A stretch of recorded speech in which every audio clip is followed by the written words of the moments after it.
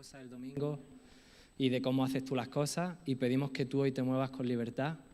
Yo creo que tú puedes hablarnos, Señor, y queremos tener corazones tiernos, blandos, Señor, que pueda entrar tu semilla, tu palabra, y pueda crecer fruto, Señor. Pedimos por los argumentos y la forma de pensar que hemos construido por nuestra experiencia o por nuestros años, que impiden que lo nuevo venga, Señor, que podamos escuchar con atención para lo que tú nos quieras hablar. En el nombre de Jesús. Amén.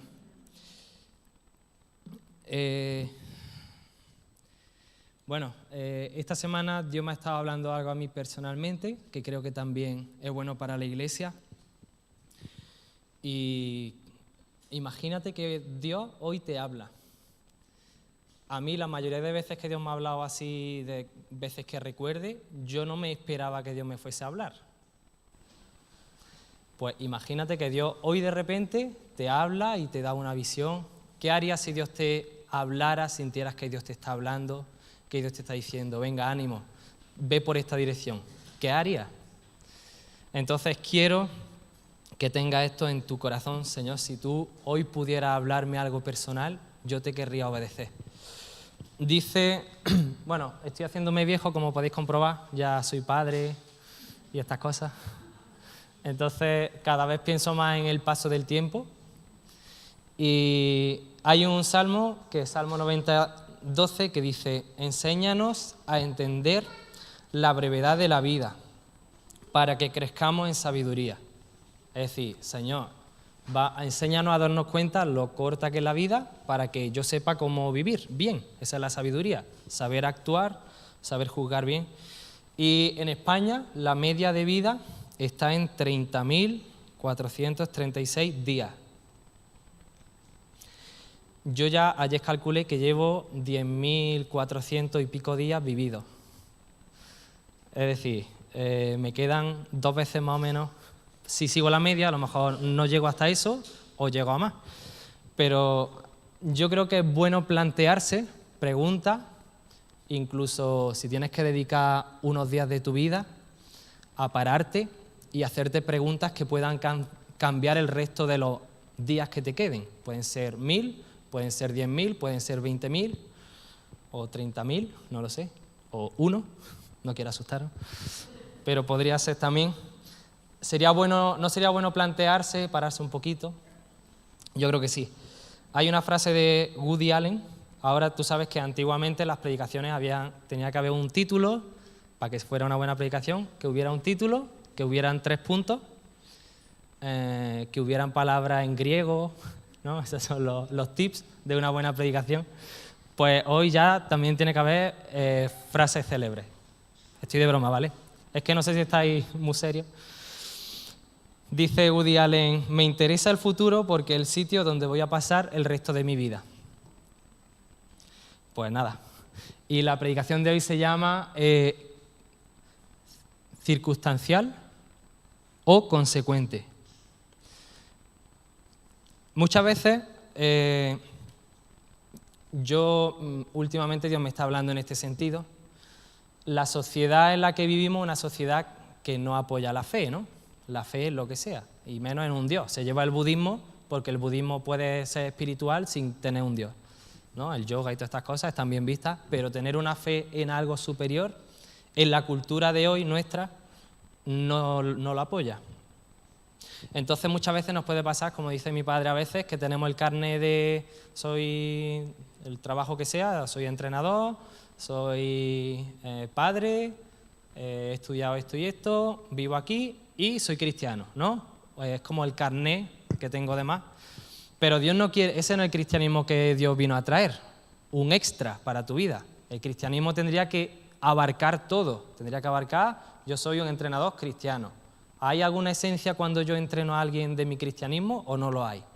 Por ejemplo. Y podemos ser cristianos circunstanciales si permitimos que la inercia de la vida nos vaya llevando y un poquito nos vamos adaptando. De vez en cuando recurrimos a Dios como si fuera la bola mágica, ¿no? O la de esta de la suerte.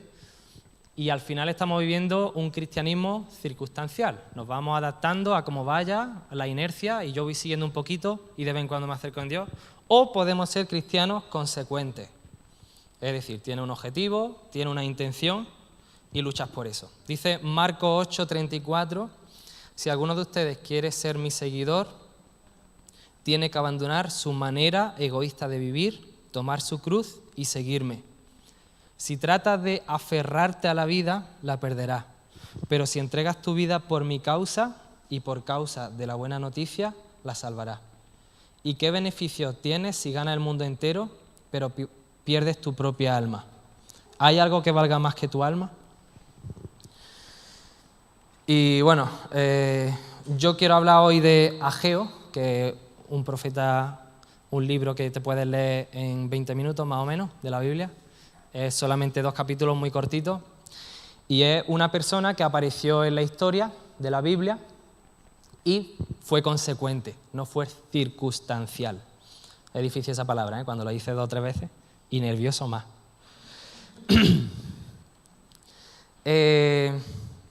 Dice Ageo 1:2, si tenéis vuestra Biblia, vamos a estar casi siempre en Ageo 1. Yo tengo la versión, creo que es Nueva Traducción Viviente o La Palabra, una de esas dos. Casi todos los versículos lo he buscado en esas versiones, pero bueno, si tiene otra, también. Dice Ageo 1:2, en mitad del versículo, dice, el pueblo alega, todavía no ha llegado el momento para reconstruir la casa del Señor. Entonces el Señor envió el siguiente mensaje por medio del profeta Ageo. ¿Por qué viven ustedes en casas lujosas mientras mi casa permanece en ruina? ¿Estáis ahí? Que os escucho la hoja. Versículo 4, perdón, volvemos ahí. ¿Por qué viven ustedes en casas lujosas mientras mi casa permanece en ruina? Esto es lo que dice el Señor de los ejércitos celestiales. Miren lo que está pasando.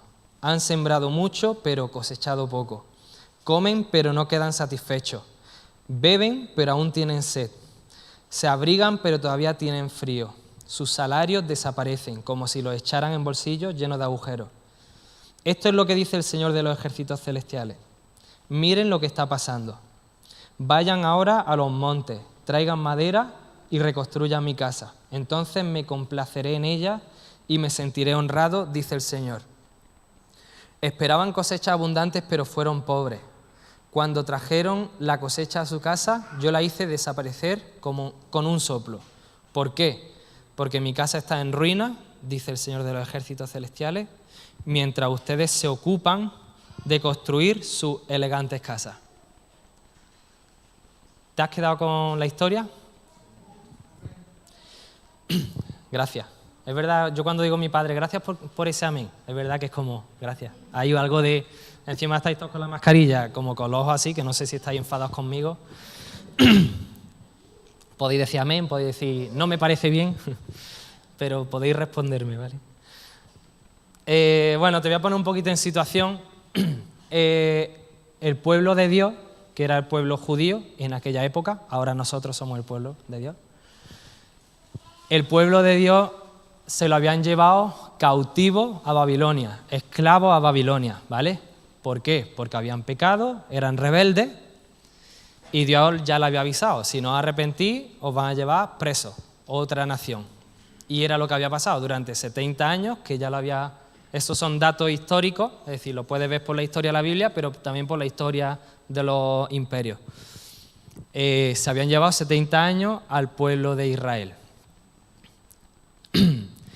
Y bueno, después de esos 70 años llega el rey, un nuevo imperio, el imperio persa, y el rey Darío, que era el rey del mambo de aquella época, pues dijo de parte de Dios, dice la Biblia en Esdras 1 y 2, si lo quería apuntar, dice que el rey Darío fue impulsado en el espíritu para que dijera que el pueblo de Dios volviera a su tierra a reconstruir la casa de Dios. Es decir, una persona que no tenía nada que ver con Dios, un rey malvado, por decirlo así, es movido por Dios para que dé la orden de que el pueblo de Dios vuelva a su tierra y reconstruya la casa que habían destruido el imperio anterior. Y bueno, no sé si te puedes poner en situación, yo me intento poner en situación, pero como nunca he sido esclavo y nunca he deseado volver a mi tierra, pues me cuesta, pero lo intento. Cuando volvieron a su tierra, ¿qué hicieron el pueblo de Dios? Pues construyeron el altar, que sería una cosa como esta. ¿Puedes poner la imagen, porfa, del altar, la primera? Construyeron el altar. Eso es en la actualidad. Hace un par de años, me he enterado hoy, pusieron un altar, no hay templo ni nada, pero los judíos pusieron ahí en Jerusalén un altar para poder tener sus ofrendas y sus cosas. Pues nada, construyeron un altar parecido a ese, creo que se ve un poco cortado, pero bueno. Y eso fue lo primero que pusieron. No había templo como esto, no había casa, solamente había un altar y empezaron a construir los cimientos de lo que iba a ser el edificio. Ahora, ¿qué pasó? Pasó que habían unos ocupas en esa tierra, ¿no? Mientras ellos habían estado fuera, se metieron otras personas en la zona de Israel y tal, y de Judá. Y esos ocupas, digamos, dijeron, venga, vamos a construir con vosotros porque nosotros también adoramos a Dios. Pero tú sabes que sus intenciones eran malas. Esa gente quería estorbar el avance. Entonces, por 10 años se detuvo la obra. Imagínate, tú vuelves, por fin, incluso de parte de Dios, ha hablado una persona que no tiene nada que ver con Dios y ha dicho, va a volver a tu tierra y va a construir el templo, muy de parte de Dios, ¿no? Una palabra que dice, qué gozo. Y vuelve a la tierra, construye esto y ahora empieza a haber unos enemigos internos que por miedo y se sintieron intimidados y tal, y se paró la obra. Es decir, se quedó la cosa más o menos como está ahora. Un altar, que es una mesa grande más o menos, donde están todo el día quemando cereales y cosas y sacrificios. Y ya está, y los cimientos, es decir, y el suelo. Y así se quedó durante años y años y años. Y yo veo a Ageo como un profeta. Normalmente tú piensas en un profeta de la Biblia y dices, he visto 7 caballos con los ojos de león y boca de espada, ¿no? Y te imaginas a todos los profetas así como muy misteriosos. Pero Ageo, yo no veo a un profeta tan misterioso, sino que veo a una persona que sabía que Dios quería que se construyera su templo, donde se podía acercar a Dios, donde podía adorar a Dios. Y Ageo fue como un profeta más normal, por decirlo así, menos adivino.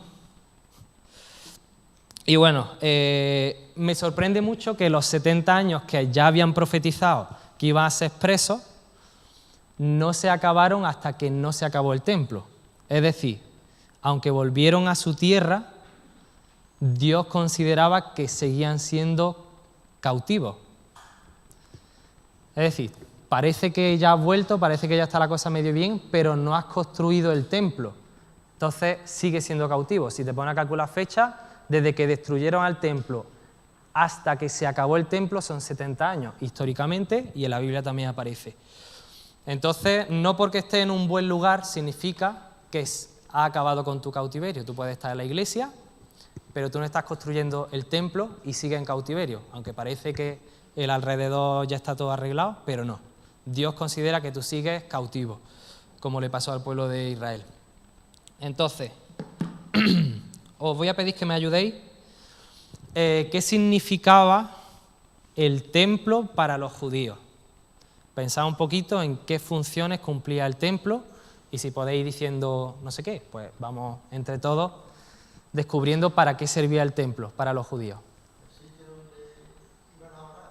El sitio donde iban a orar. Gracias. ¿Alguien más? ¿Diomar? Ah, perdón. Sí, tú misma. Para dar ofrenda a Dios. Era el sitio donde se ofrecía a Dios. ¿Diomar? El sitio de adoración. ¿Algo más? ¿Israel? El lugar donde residía el Señor. Gracias. ¿Algo más?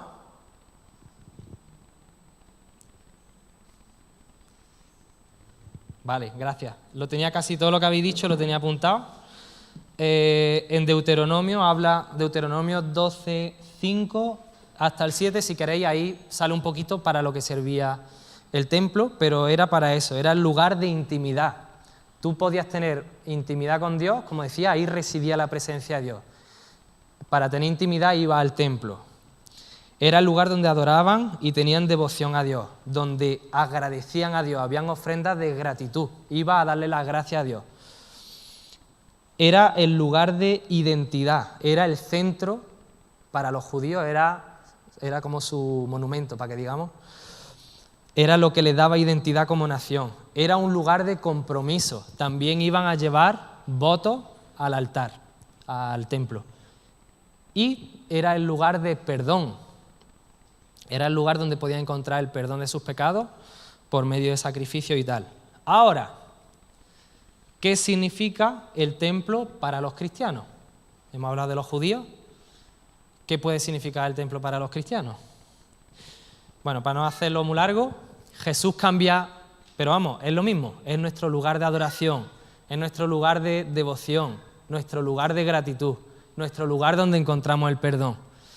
Lo que pasa es que ya no es una estructura, tú no tienes que venir obligatoriamente a la iglesia para encontrar el perdón. Dios te ofrece, Jesús te ofrece el perdón, porque Jesús fue el sacrificio que ya no hay que ofrecer. No hay que matar cabras, sino en Antequera no habrían cabras por mi culpa. Por ejemplo, gracias a Dios que Jesús fue el Cordero que quitó el pecado del mundo, como dice la Biblia. Entonces, ahora Jesús es el templo. Dijo Jesús, destruir este templo que yo lo levantaré en 3 días. Es decir, Jesús está diciendo, ahora el templo soy yo, pero espérate, todavía más. Jesús quiere habitar en nosotros. Amén, eso, gracias. Jesús quiere habitar en nosotros, quiere darnos una identidad de pueblo, pero también de hijo. Es decir, tú y tu intimidad con Dios, pero también Dios habitando entre nosotros. Ahora, quiero hacerte 4 preguntas con respecto a lo que hemos leído en Ageo. Y yo no tengo una respuesta en concreto, solamente son preguntas para que tú te hagas, tú te pongas delante de Dios, que al final vamos a tener un tiempecito. ¿Qué enemigos se han establecido? ¿Qué enemigos internos se han podido colar que están impidiendo que tú edifiques ese templo? Es decir, que tú, un judío, imagínate que no pasaba por el templo, era un judío que estaba lejos de Dios, porque prácticamente para todo tenías que ir al templo, para dar gracias, para ofrecer, para reconocer a Dios con tus primicias, es decir, de lo que he ganado, pues lo mejor se lo ofrezco a Dios como reconocer que Él ha sido quien me ha dado esto. Para encontrar perdón, para adorarle, tenías que estar en el templo cada 2 por 3. Si yo no pasaba por el templo, decían, este está alejándose de Dios. Pues ahora tenemos que edificar ese templo, que ya no es un lugar. Entonces, ¿qué enemigos se han podido colar para que no avance lo que Dios quiere hacer contigo? ¿No? Lo que Dios quiere habitar en ti. Y bueno, el pasado puede ser algo en el pasado por nuestros errores. Normalmente el pasado, las decisiones que has tomado o cómo te has tomado el pasado, ha hecho que seas quien eres ahora mismo, ¿no? Las decisiones que has tomado, cómo te has tomado el daño que te hicieron o cómo has actuado según la culpa que has sentido, por ejemplo, o cosas buenas, ¿no? ¿Qué has hecho con lo bueno que has recibido de parte de Dios? Todo eso ha hecho que defina quién eres hoy. Pero no tiene por qué definir lo que va a ser en el futuro. ¿Amén? Y cuando dice la Biblia que me olvido lo que dejo... Perdón, está en... No sé dónde está, creo que en Corintios. Dice, Efesios, Filipenses, ahora sí. Filipenses, dice, olvidando ciertamente lo que queda atrás, me extiendo a lo que está por delante. Y Pablo, todo lo que había vivido por detrás no era malo, ¿eh? Muchas de las cosas que había vivido Pablo eran muy buenas, pero dice, olvidando lo que queda atrás, me extiendo a lo que tengo por delante. ¿Te gustaría no solamente vivir de lo que has vivido, ¿no? Ya cuando una persona se empieza a hacer mayor como yo, empieza a recordar, ¿no? En mis tiempos que se llevaban las gorras así para arriba y las totas 90 y esas cosas. Y empieza a vivir y casi todo lo que habla es del pasado, pero tienes poca proyección. Ahí es cuando te empiezas a hacer viejo, ¿no? Cuando solo recuerdas el pasado y solo vives por lo que ha ocurrido, pero Dios quiere que tengas proyección. Amén. Entonces, ¿qué enemigos hay establecidos? Podría ser la culpa, podría ser la conformidad, podría ser la pereza, podría ser querer tenerlo todo bajo control. Yo, por ejemplo, hay algo muy bueno que tengo, que es que sé confiar en Dios, por ejemplo, en la economía de mi hogar, que cuando no había mucho, Dios me ha enseñado a confiar en Él. Eso, por un lado, es muy bueno, y por otro lado también puede hacerme muy cómodo, ¿no? Es decir, bueno, no hago nada, no me planifico. Ahora, Débora, ella es súper, es decir, ella tiene su agenda, todo escrito, lo que va a hacer por la mañana, desayunar, está apuntado a la agenda. Prácticamente, no, desayunar no, pero prácticamente es súper organizada y, por ejemplo, el yo haberme casado con ella para mí ha sido súper bueno porque me ayuda a organizarme, me ayuda a conseguir también propósitos, ¿no?, que Dios me da, porque dice, el miércoles tengo que hacer esto, que no se me pase, ¿no? Está en la agenda, es muy importante. Como algo que... Ahora, a Débora, por ejemplo, le cuesta más eso de decir no tener las cosas controladas, ¿no? Y a veces hay que confiar. Lo digo en confianza porque ella lo dice también y somos una familia, ¿no? No vais a apedrearme ni a mí por ser poco cómodo ni a ella por ser muy organizada.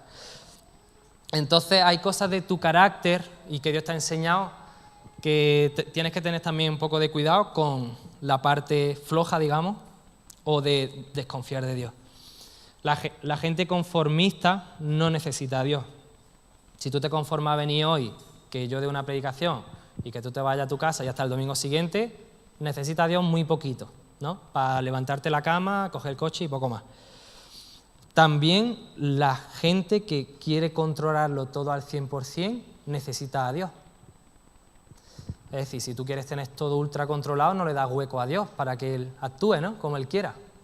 Entonces, tanto un lado como el otro puede ser un enemigo, aunque puede tener su parte buena, pero ten cuidado que no domine eso. Puede ser el rencor, puede ser el materialismo, puede ser la vergüenza, puede ser el temor. Entonces, hazte esta pregunta: ¿qué enemigos se han podido colar? Si lo escribiera, o si lo pensara, o si dijera, se lo digo a este que tengo aquí al lado, seguro que te ayuda a definirlo mejor y a saber cómo enfrentarlo. La segunda pregunta, son 4, ya sabéis que nunca doy 3 puntos porque eso es de pastores. La segunda pregunta es, ¿cuál es tu necesidad más importante? El pueblo de Israel, los judíos, estaban en necesidad. Habían estado ahí, su ciudad estaba en ruinas, sus casas estaban en ruinas, se habían colado todo el mundo en su casa, ¿no? Y además dice, si leemos a Ageo, bueno, vamos a leerlo, si tenéis por ahí el dedo puesto en la Biblia, en Ageo 1 dice... el versículo 6, han sembrado mucho, pero han cosechado poco. Comen, pero no quedan satisfechos. Beben, pero aún tienen sed. Se abrigan, pero todavía tienen frío. Sus salarios desaparecen, como si lo echaran en bolsillos llenos de agujeros. Es decir, podemos ver que estaban también en una necesidad. Le estaba faltando, ¿no?, el sustento. Pero dice en el versículo siguiente, meditad en vuestros caminos, dice algunas versiones, o pensad muy bien lo que estáis haciendo. Por eso le he llamado consecuente. Puede ser circunstancial, de dejarte llevar por lo que está pasando, o consecuente. El original de meditar en vuestros caminos es pon tu corazón en el camino. Es decir, no dejéis que el camino pase y ya está, sino tus sentimientos, tus pensamientos, tu voluntad. Analiza el camino que estás llevando hasta ahora. Porque si estás trabajando tanto y no tienes esa recompensa, no sé cómo está tu alma, no sé cómo te sientes cuando estás en tu vida cotidiana. ¿Tienes esa sensación de que te esfuerzas mucho y recoges poco? Te hago esa pregunta. Y eso puede hacer que tú veas como que esa es tu necesidad más importante. Imagínate, yo siendo del pueblo de Dios en aquella época, veo que me falta el trigo, que me voy a recoger, me quedo con la mitad, no sale bien la cosecha, digo, es que hay que trabajar más duro, ¿no? Es lo que yo pensaría, pero a Ageo le da otra perspectiva, está diciendo, estáis demasiado enfocados en vuestra casa y en vosotros, y el templo de Dios está en ruina. Dice Mateo 6, busquen el reino de Dios por encima de todo y por encima de todo lo demás y lleven una vida justa y Él les dará todo lo que necesiten. Entonces, Si vives por tu necesidad, a lo mejor consigues saciar tu necesidad y luego te saldrá una necesidad por otro lado, ¿no? Hasta los ricos tienen problemas de ansiedad, ¿no? Dice la Biblia que el rico, el pobre llega a su casa y se acuesta tranquilo, pero el rico dice no puede dormir, ¿no? Tiene tantas cosas en la cabeza de sus negocios. Hasta los ricos tienen problemas y necesidades, así que no enfoques tu vida en esa estabilidad, porque por otro lado va a salir la necesidad. Esa es la segunda pregunta. ¿Cuál es tu necesidad más importante? ¿En qué te vas a enfocar más? Porque si tú dices que lo más importante es esto, en eso vas a dedicar tu tiempo. Tercera pregunta. ¿Tienes ánimo y visión?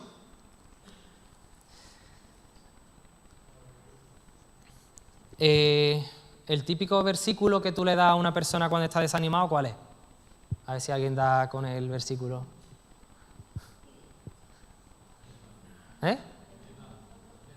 Tened ánimo. Soy yo, vale, ahí hay un versículo de ánimo. Filipenses 4:13, todo lo puede en Cristo que me fortalece, ¿no? Eso de carrilla que dice, es que hasta rima, ¿no? Josué 1:9, ¿no? ¿Sabéis cuál es? ¿Cuál es? ¿Alguien lo dice? Esfuérzate y sé valiente, ¿no? No temas, pues yo había apuntado ese, porque quiero que veáis algo muy importante que pasa en ese versículo y en los anteriores.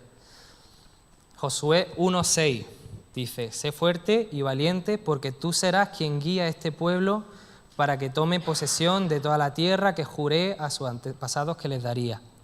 Es decir, se lo dice a Josué cuando ya Josué llevaba años y años y años sirviendo con Moisés, ¿vale?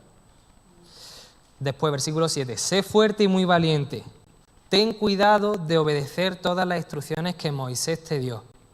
No te desvíes de ellas ni a derecha ni a izquierda. Entonces te irá bien en todo lo que hagas.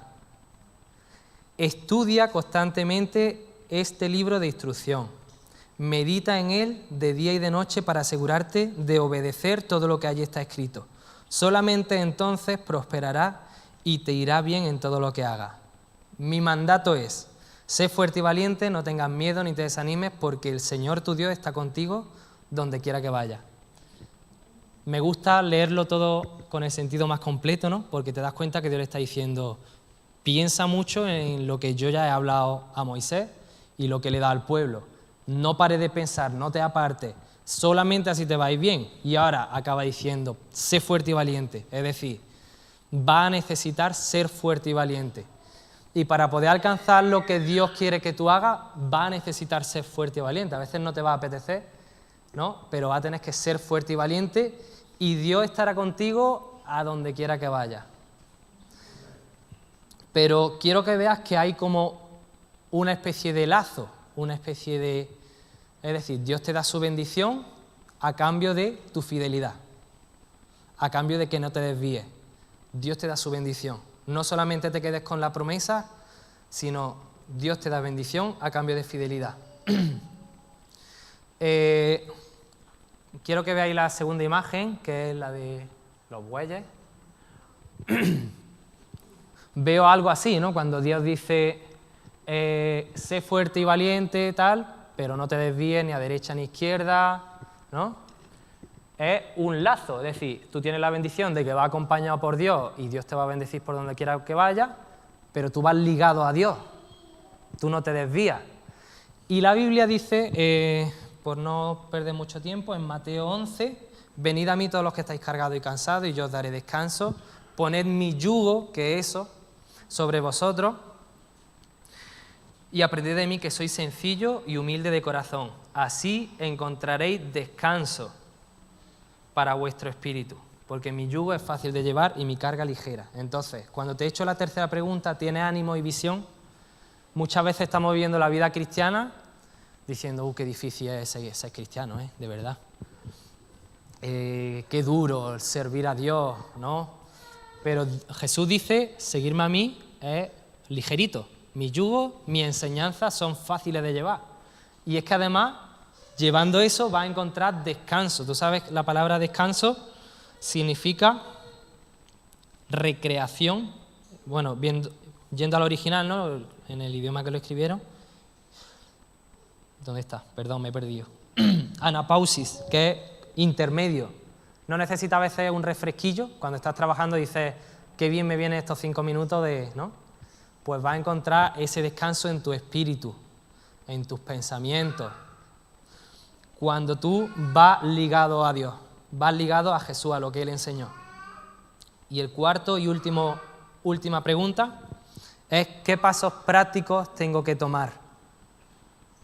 Cuando no sabes, es decir, tienes un enfoque, tienes una visión, pero no tienes los recursos para saber llegar a eso, normalmente entramos en ansiedad. La ansiedad ocurre, mi mujer me lo dijo que es psicóloga, cuando no tienes recursos. Es decir, no tienes recursos para conseguir algo o para superar algo, entra en ansiedad.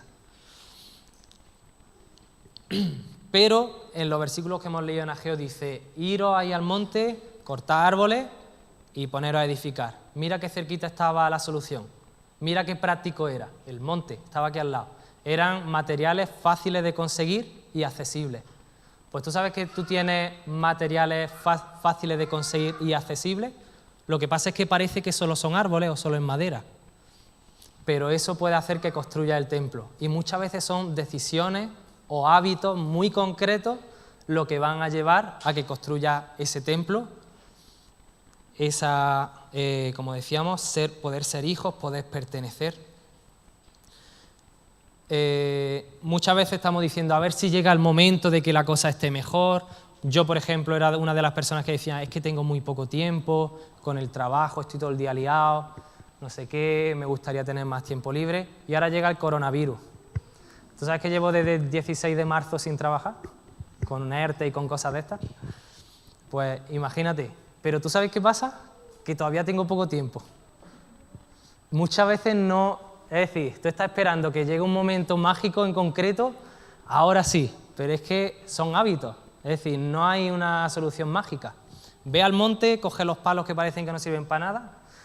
Una vez me acuerdo que estaba pidiéndole a Dios, Señor, por favor, muévete. Estaba viendo yo una situación en concreto y yo pidiéndole, Señor, por favor, muévete. ¿Y tú sabes qué sentí de parte de Dios? Muévete tú.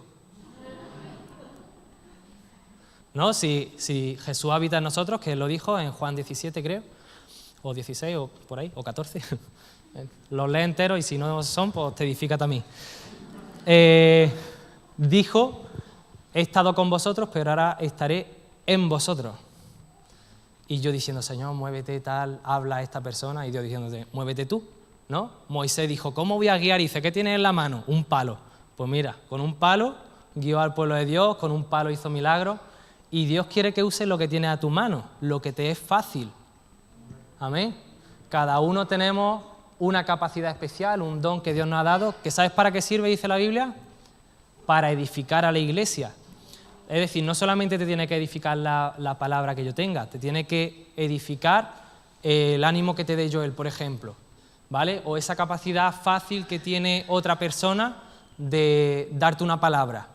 La iglesia no es solamente escuchar una predicación y de ahí te edifica. Tú eres iglesia. ¿Jesús vive en ti o no? Porque si Jesús vive en ti, va a transformar tu forma de actuar. Entonces, esto no es una iglesia restaurante donde viene a ver que te ponen de comer. Esto es una iglesia familia, donde tú sabes hacer una limonada muy buena y te la traes para compartirla, ¿no? A lo mejor dices, yo lo único que sé hacer es limonada, o solo tengo limones. Pues hace una limonada y le da un refresquillo a los demás. A mí me encanta la limonada, dice, no, yo solamente sé hacer bizcochos. Pues haces tu bizcochito y como somos una familia, compartimos la medida de lo que Dios nos ha dado. Me gustaría ver eso en la iglesia y yo creo que lo vamos a ver pronto.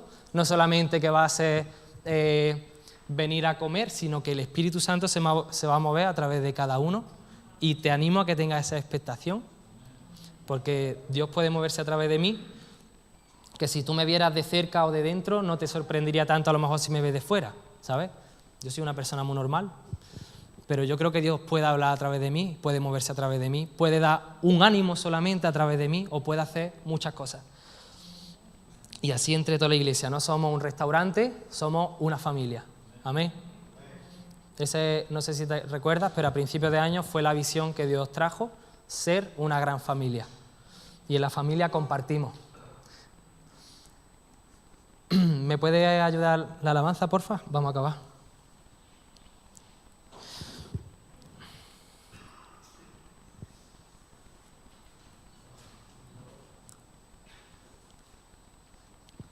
Me gustaría que ahora tuviera un tiempo para pensar si Dios te ha hablado algo, que veas qué decisiones prácticas vas a tomar, qué hábitos tienes que cambiar. Yo tengo en mi habitación una silla, no tengo mesa ni tengo nada, pero tengo una silla. ¿Sabes para qué me sirve la silla?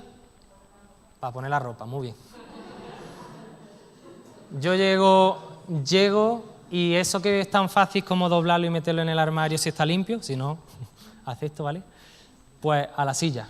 Y esos 10 segundos finales de doblarlo y meterlo en el armario parece como súper duro, ¿no? Tampoco, si voy a perder luego 5 segundos. Y al final de semana tengo ahí que parece un humano en mi silla. Y es un pequeño hábito, una tontería. No sé si tú tienes tu propia silla, un mal hábito que te está haciendo que acumules cosas que son insignificantes, pero al final de semana tienes un humano que tiene vida propia. Entonces, ¿qué paso en concreto vas a tomar hoy? ¿Dios te ha hablado algo? Amén. Pues, ¿qué paso en concreto vas a tomar hoy? ¿Cuáles son los enemigos que se han colado? ¿Tienes ánimo? ¿Te falta visión? Enfócate qué cosa es la más importante. ¿De qué te vale ganar el mundo si pierdes tu alma? ¿De qué te vale tener lo que deseas con todas tus ganas si al final pierdes tu alma? Entonces vamos a tener un tiempo.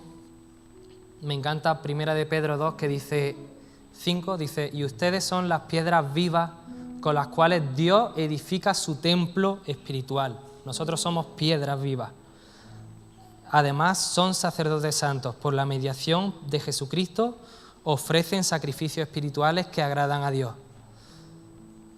Dice el versículo 7, así es, ustedes los que confían en Él reconocen la honra que Dios le ha dado. Versículo 9, por eso pueden mostrar a otros la bondad de Dios, pues Él los ha llamado a salir de la oscuridad y entrar en su luz maravillosa. Salir de la oscuridad implica dar pasos, enfocarte hacia donde quieres ir. A veces implica hablarlo. Si tienes un enemigo interno que llevas luchando y luchando, a lo mejor no consigues vencer, a lo mejor no basta solo con decir, Señor, perdóname otra vez. A lo mejor tienes que sacarlo a la luz y buscar ayuda, ¿no? Imagínate que Dios quiere hablarte a través de un hermano y ayudarte a través de un hermano. Somos piedras vivas que forman el templo donde Dios quiere habitar. Dice el versículo 11, queridos amigos, ya que son extranjeros y residentes temporales aquí en la tierra, les advierto que se alejen de los deseos mundanos. Esa palabra mundano significa carnales, o significa temporales, o significan irregenerados, es decir, que no se han regenerado, que Dios no lo ha hecho nuevo. Y esos son deseos que tenemos todos en nuestra naturaleza. Dice que nos alejemos de esos deseos que luchan contra el espíritu, contra el alma. Te animo a que te pongas de pie. Yo creo que Dios hoy puede hablarte algo todavía, si Dios no te ha hablado. Depende de tu actitud, ¿sabes?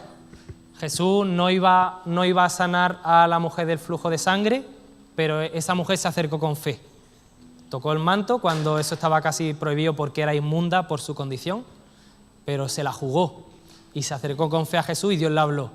¿Sabes? El ciego Bartimeo estaba ahí en el camino y Jesús no fue a sanarlo.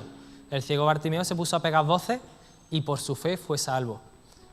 Y así un montón de casos en la Biblia que se sanaban de paso. Si tú te acercas con tu fe a Dios, no esperes que Dios lo haga todo. La fe es actividad.